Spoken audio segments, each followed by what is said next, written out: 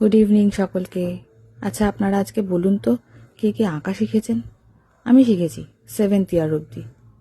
আমাদের মতো 90-এর দশকের ছেলে মেয়েদের কাছে যদি জিজ্ঞাসা করা হয় কারা আঁকা শিখেছে, 100% লোকই বলবে যে তারা শিখেছে। রবিবার মানেই তখন ছিল আমাদের কাছে আঁকা শিখতে যাওয়ার দিন।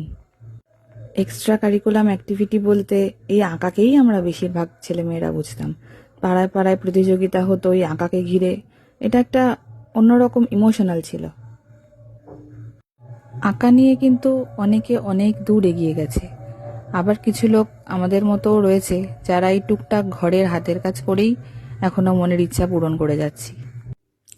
চাকরি, বাড়িঘরের অন্যান্য চাপ, বিবাহ অভিযান আর বাচ্চা কাচ্চা সামলে আঁকার পেছনে আর সেইভাবে সময় দেওয়া হয়ে ওঠে না।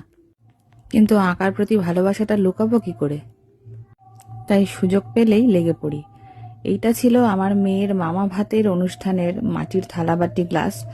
এইটা জাস্ট অনুষ্ঠানের আগের দিন রাতে আমাকে এনে দেওয়া হয়েছে। দেখে মনে হলে একদম এরকম ভাবে দিয়ে দেবো ভাত, তাই তার মধ্যে জাস্ট আধ ঘন্টার মধ্যে যেটুকু হয় করেছি। জাস্ট আধ ঘন্টার মধ্যে। এর বেশি আর করা আমার পক্ষে আধ ঘন্টার মধ্যে সম্ভব ছিল না।